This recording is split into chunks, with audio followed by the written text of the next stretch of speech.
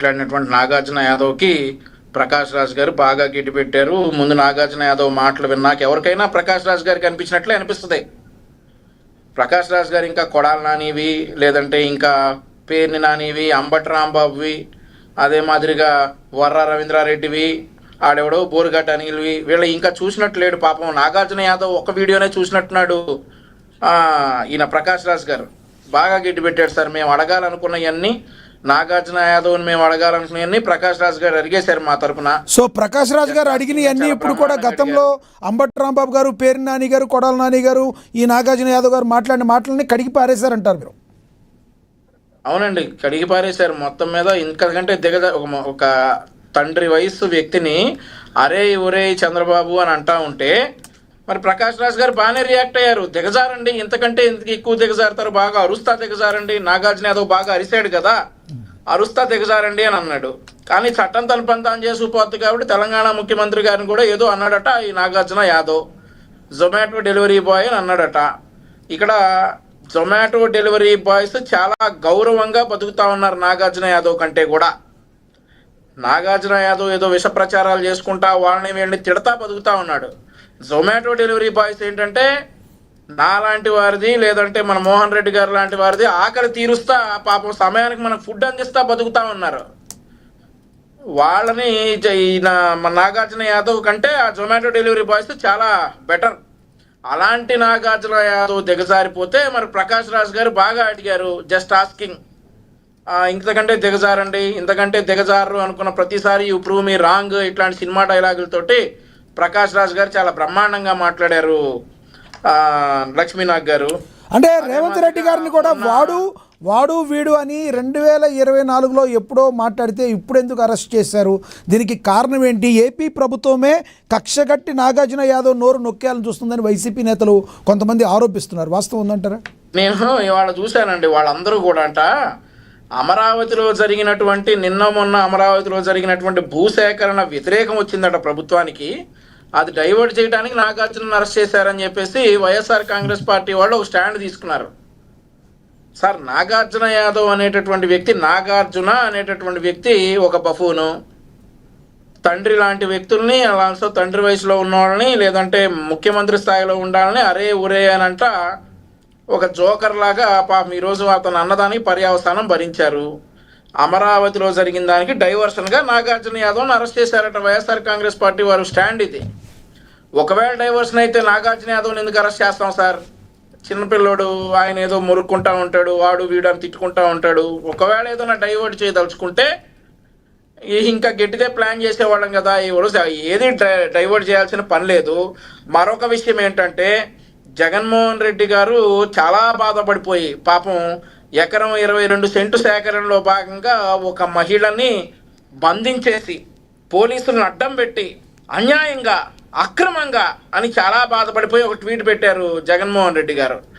మరి జగన్మోహన్ రెడ్డి గారు ముఖ్యమంత్రిగా ఉండగా డిసెంబర్ 17, 2019 నుండి జూన్ 3, 2024 వరకే అమరావతిలో ఉన్నటువంటి ప్రతి మహిళ ఇబ్బందులు పడ్డారు. 29,000 ఎకరాలు ఇచ్చిన 33,000 మంది, 33,000 ఎకరాలు ఇచ్చిన 29,000 మంది రైతులు అదే మాదిరిగా ఇబ్బంది పడ్డారు. మహిళల పొత్తి కడుపుల్లో పోలీసు బూట్లు దెబ్బలు పడ్డాయి. మహిళల వీపుల మీద పోలీసు లాఠీలు పగిలినాయి.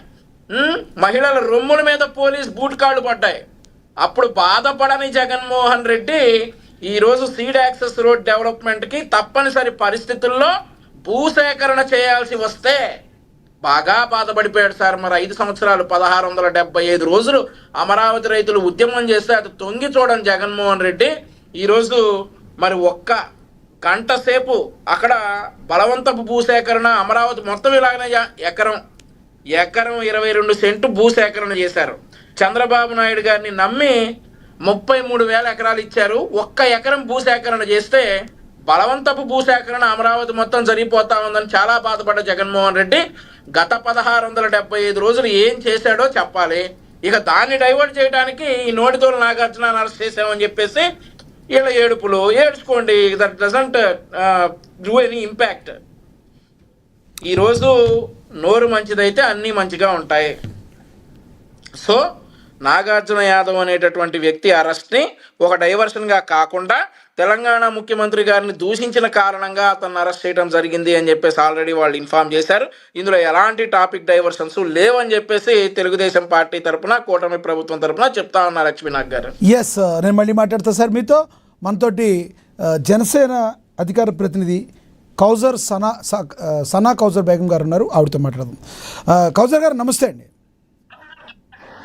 నమస్తే అండి. కౌజర్ గారు, దిగజారుడు రాజకీయాలు చేస్తున్నారని ప్రకాష్ రాజ్ గారు ఇందాకడైతే వైసీపీ వారిని ఉద్దేశించి మాట్లాడారు, వాళ్ళ మంత్రులను ఉద్దేశించి మాట్లాడారు, అంత దిగజారిపై మాట్లాడారు కాబట్టి వాళ్ళు ఉద్దేశించి భలే మాట్లాడారని వంశీ గారు అయితే చెప్పారు. కానీ దీనిలో జన సైనికులు, కొంతమంది జనసేన నేతలు అని చెప్పి మీ పేర్లు మెన్షన్ చేశారు ప్రకాష్ రాజ్ గారు. మీరు ఎలా చూస్తారు? ఇదే ప్రకాష్ రాజ్ గారిని గతంలో మీరు ఎత్తిన పెట్టుకుంది మీ మెగా ఫ్యామిలీ. ఈరోజు ఏం జరుగుతుంది ప్రకాష్ రాజ్ గారి ద్వారా, ఏం చెప్తారు మీరు? ప్రకాష్ రాజ్ గారు అండి intellectual with wrong prospective person అండి ఆయన.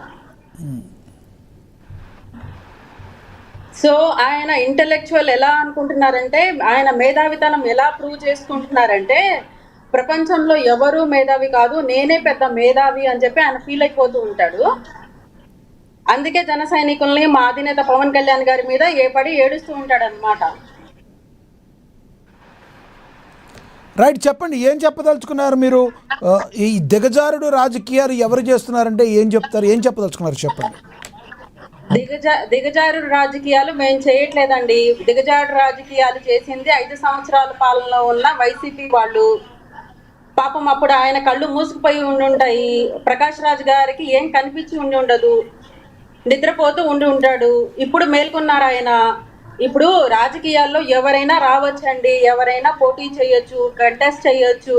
ఆయనకి రాజకీయాల మీద ఆసక్తి ఉంటే ఆయన గ్రౌండ్లో రమ్మని చెప్పండి, ప్రజా సమస్యల మీద ఫైట్ చేయమని చెప్పండి. ఓన్లీ ట్వీట్లో, యూట్యూబ్లో మాట్లాడితే సరిపోదండి.